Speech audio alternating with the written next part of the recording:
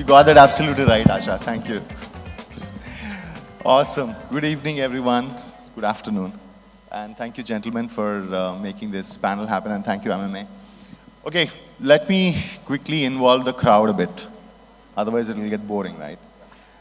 Just quick show of hands. How many actually saw an ad of an apparel brand? Saw an ad of an apparel brand? Jeans, trousers, whatever. Anyone has seen an ad? No one has seen an ad? And we are full of advertising crowd here? Okay, interesting. Anyone has seen an ad for a toy brand? Toy brand? Okay, great, we got something. Anyone who has seen an ad for a toothpaste? Okay, perfect. And now the other question, has anybody bought a toy brand online? No? No kids in the room? Okay. Anybody has bought a toothpaste online? Perfect, okay. And that's exactly the, the conversation tonight, or today afternoon, that we are in these two ecosystems we are talking about.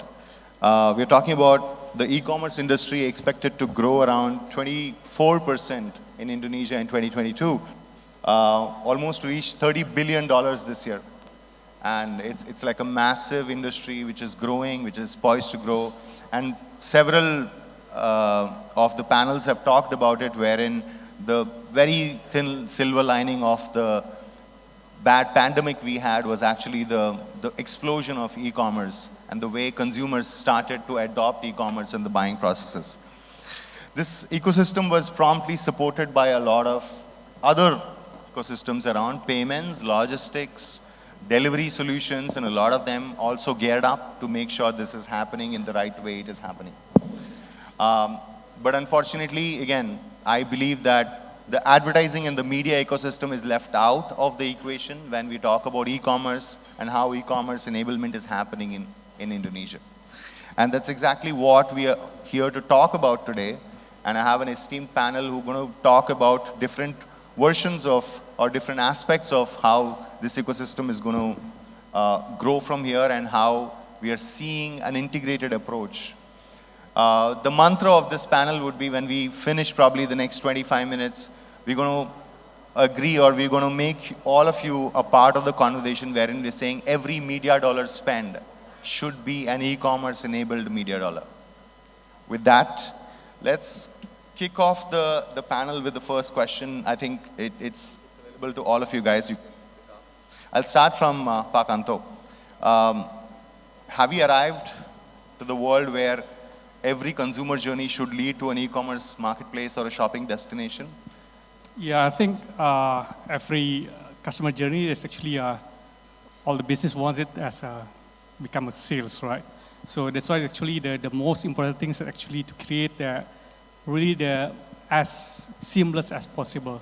So that's why it's actually that we actually believe that building that seamless omni-channel ecosystem is the right way actually to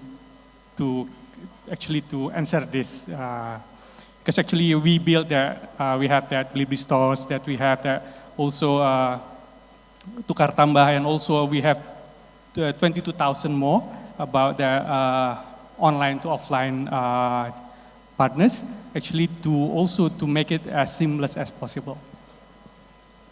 Pak Fabian?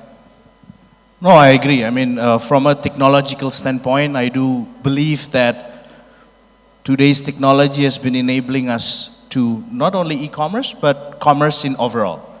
Because we've seen a lot of journey coming from a brand standpoint.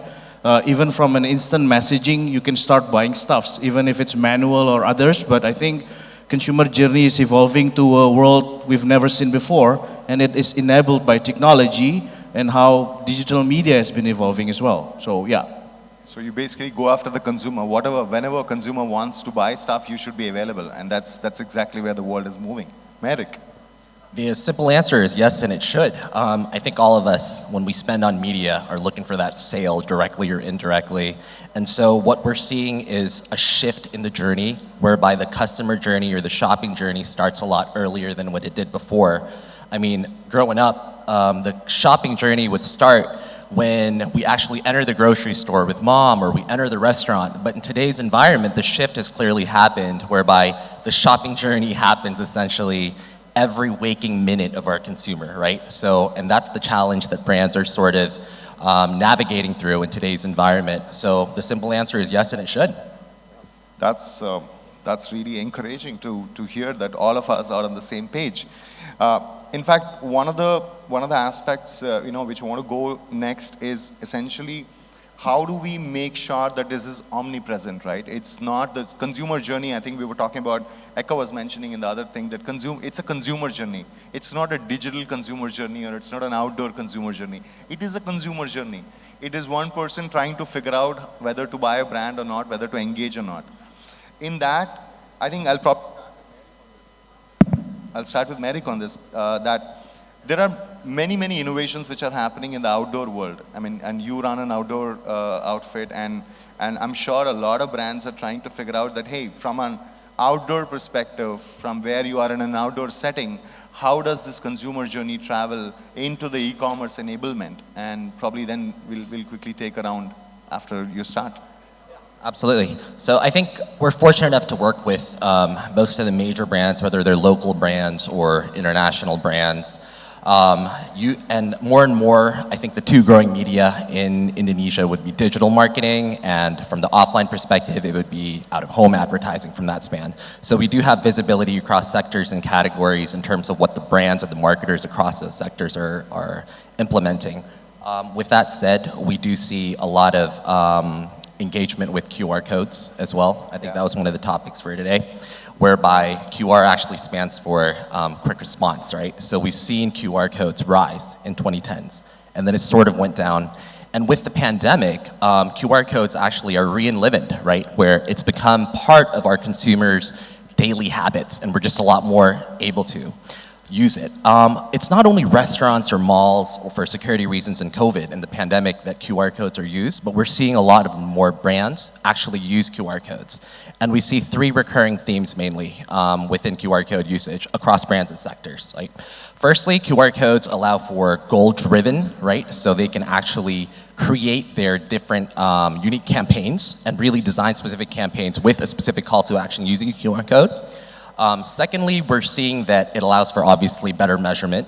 And thirdly, across brands, which is probably the most inspective, is real-time conversions. Because again, like when we advertise, ultimately what we want is that sale, whether it's that sale at the end of the year, directly or indirectly, but it's that sale that we're after. And the use of QR codes really allows for, enables the marketers to get instant conversions compared to before, right? So that's sort of what we're seeing in today's market landscape. So Fabian, do you guys experiment with any other surfaces? I mean, yes, outdoor can be one, a mobile phone can be another one. I mean, there is always an offline to online connection, and the brands are trying to build it. From a general trade perspective, for example, or any other retail perspective. So I think we have been hearing about consumer centricity since a couple of sessions before. And I do believe that, again, like we have been discussing at the beginning, it's all relies on the consumer journey. And in beauty, we do believe that we do have a lot of services, virtual try-ons, skin doctor, spot scan, to be able to help consumers to find their solutions to their either skin problems on the way they're finding the shades for their makeup. And I do believe that these are an omni-channel experience. You can use it within our website. You can also go to an offline channels and trying to be able to get your recommendations, as well as then buy directly within channels that you prefer. Either it's e-commerce, whether it's offline, even you can talk with our representative of consultants to buy the products directly. And it could as simple as buying it or ordering it through an instant messaging. You can go to our social channels and buy it directly, as well as you can go to our stores in the marketplaces. So I think the most important piece, and we have been leading that journey since a couple of years back, that the most important piece is to be there where the consumers are. Because consumers are demanding more and more these days. And the way the consumers are demanding is not only about giving you promotions, but also giving you some experiences and how they can connect with your brand. So from a brand standpoint, again, I think I heard that terms before, how we can give the experience to the consumer, hence the brand love was built between us and the consumers. Yeah, absolutely. I mean, in fact, at InMobi Glance, we have been experimenting a lot with our lock screen product Glance in terms of how do we use this screen as surface and in terms of engaging consumer at that moment, right? Because he might be in a shopping mall, he might be on a beach somewhere, I don't know. Anywhere you are there and the surface can be enabled with an e-commerce enablement. That brings me, I think, to the next question, a little deeper into some of the categories you guys work. And I'll start with Fabian and probably I'll take Pak Anto's comment on this. See, beauty and wellness is a very impulse category, right? And we know that it is, it's very binary most of the time that you either like it or you don't like a product and you are very, very particular in terms of what you want. And coming from you, there is instant gratification we talked about. There is live commerce we talked about, wherein it's a huge craze in Indonesia these days. There's a lot of live commerce, a lot of celebrities and KOLs selling a lot of stuff. So the question is, how is your company, how is L'Oreal approaching this? What is your broader vision in terms of where this phenomena is going to go? So when somebody's buying a lipstick 4:30 a.m. in the morning, we know that we have to be there. So some data struck me that somebody's buying a lipstick at 4 a.m. in the morning through live streaming, through live shopping. So comes again to the consumer journey. It is changing and the consumers demand more. And what struck us a bit is that maybe after they do their morning prayer, they were a little bit bored before they get into sleep bag, they scroll around in the social networks and they start buying stuff. So I think it is important to get into the granularity of understanding your consumers. And yes, we found that live commerce is something that is, emerging or accelerating in a very fast manner. Yeah. In fact, we inaugurated our 6 rooms, fully equipped room in our office, 6 rooms to enable our beauty advisors, the offline beauty advisors, to become live streamers. So we are, now I think we have an army of live streamers to be able to selling products. And even they are going live even 4 a.m. in the morning because we know there are people who are buying stuffs in 4 a.m. in the morning. Yeah. But the bottom line is not about selling stuffs. The bottom line is not about selling stuffs, it's about being there for the consumers. Yeah. And from a perspective of, you're saying about instant gratification, yes, recommendations coming from our BA who understand about our skincare brands or makeup brands is an instant gratification to the consumers so that they can understand. In the end of the day, they will pick and choose whether they want to buy. So again, it's an omni-channel world now. And we do understand also that people start going offline as well. But that balance within online and offline is, in the end of the day, will reach to a certain equilibrium. That's what I believe. And from a perspective of brand, we cannot stop engaging, exciting, and giving the solutions to the consumers. That's what we are aiming. Absolutely. Pak Anto, I mean, as a marketplace, do you also see a lot of live commerce happening, 4 a.m. lipstick purchases happening?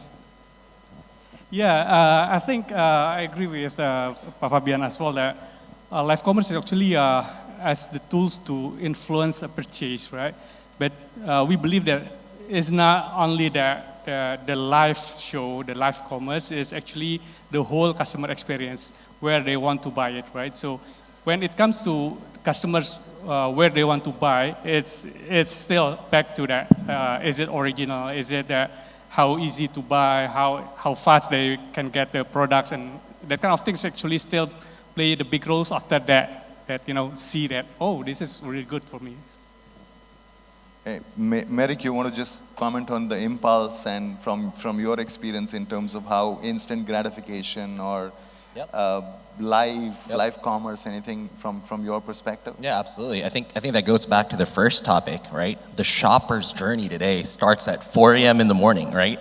So it's no longer the times when you enter the store and that's when it starts, and we just all have to adapt to this new environment, I think. Yeah. And obviously live commerce, from an out-of-home perspective, what we're seeing with many of our brands is they're using us as the steroids to the live commerce and how to build a buzz. So for example, not only doing the live commerce on the small screens, but potentially having creative ways to attract more attention, streaming the live commerce on like the largest screens possible, and then having having crowds there, having the brand ambassadors there as well, Yeah. and having that offline to online integration, I think Yeah. we're seeing more creative ways to also implement the live commerce.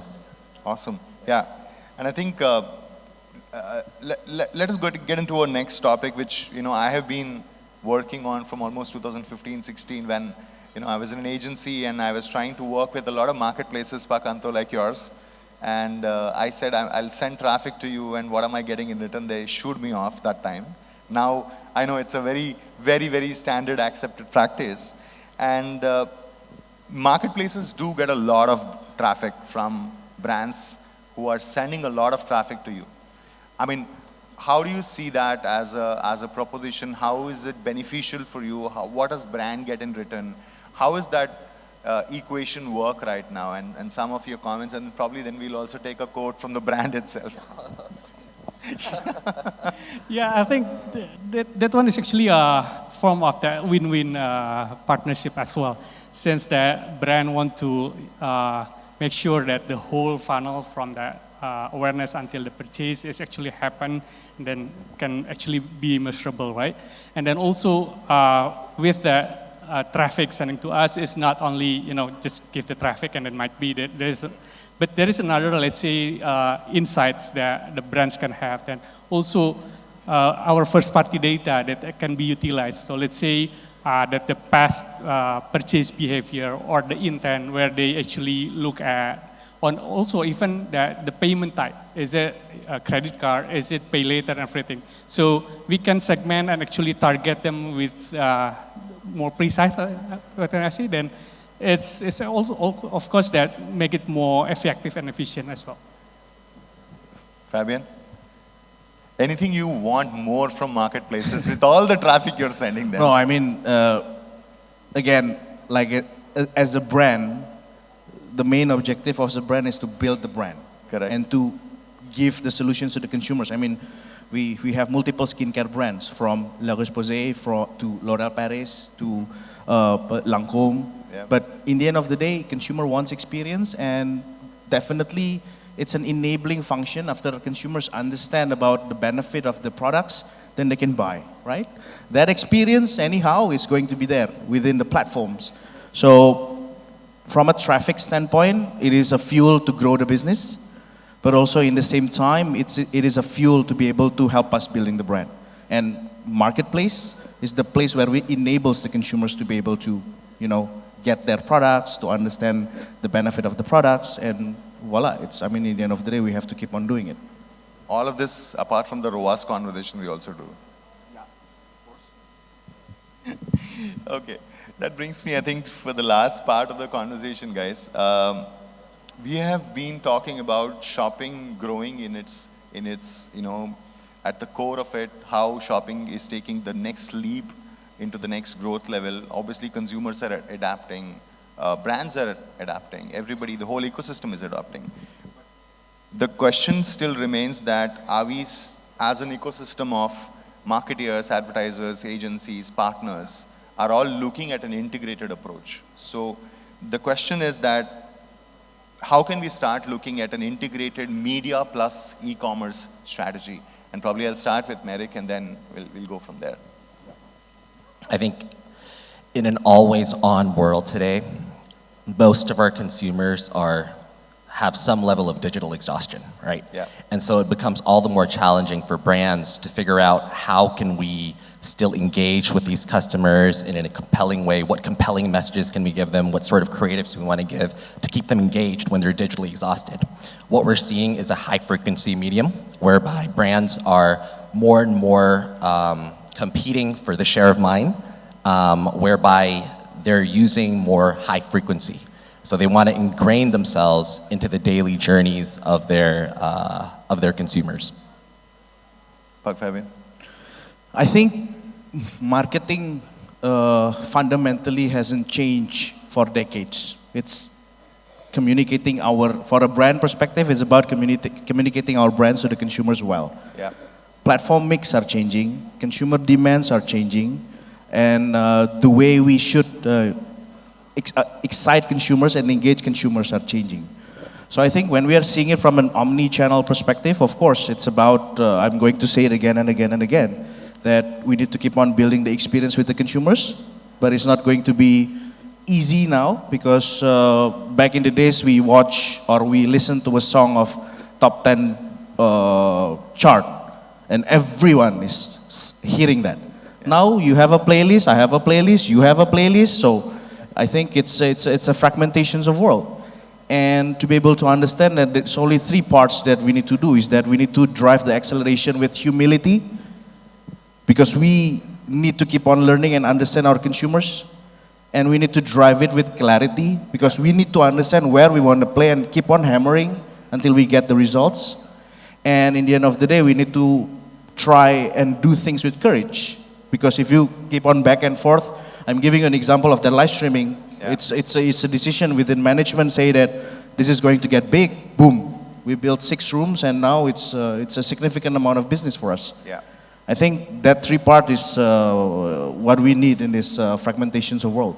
Yeah. Yeah. So, but are you pushing your teams and your agency partners and your partners like us to an integrated approach where an e-commerce becomes, or every media dollar you're going to spend in 2023 will have an e-commerce connection or a outcome connection? Even we are seeing it in a more holistic way more than that.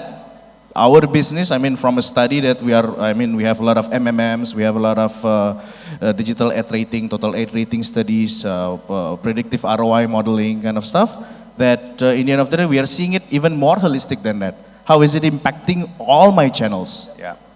Because in the end of the day, it's online and offline, and like I said earlier, the balance of online and offline will reach to a certain point for us as a brand. Understood, fair enough. Pak Anto, last words. Yeah, I think agree with Pak Fabian as well. And then that is not online or offline, it's online and offline, right? So it's kind of how to mix both of that online and offline to create a really seamless experience. That the things that people love to shop offline to see as to consider the product, to feel and everything, right? But then they could be actually doing the purchase online, right? When they are in the shop, right? So that kind of things that we believe that provide the really seamless experience between online and offline, and then being present at both of that world actually the play the key important things that we need to also adapt on things. Awesome. That brings us to the end of our time we have, but gentlemen, thank you so much. I think one of the last thoughts I want to just leave is I think consumer is moving. We have to follow wherever the consumer is going. And essentially, we all will be forced to make sure that we adapt to how the consumer needs are going to happen. And keeping in consumer journey as in mind, I think all of these things will be much more integrated and much more planned through is I think my key takeaway. And again, I'm going to say this loud that every media dollar should have an e-commerce or a e-commerce enabled strategy in that sense. Thank you so much, and thank you so much. Thank you very much once again to all of our panelists. Once again, we'd like to also invite you to step forward on the stage for our official photo with MMA 2022. And of course, once again, our heartfelt gratitude for such an engaging discussion, gentlemen. I'm sure all of our participants are polarized, are taking notes, are inspired by all of the discussion that is being held today. Once again, a round of applause for our panelists. I'd like to invite you to return to your seats. Thank you very much, gentlemen.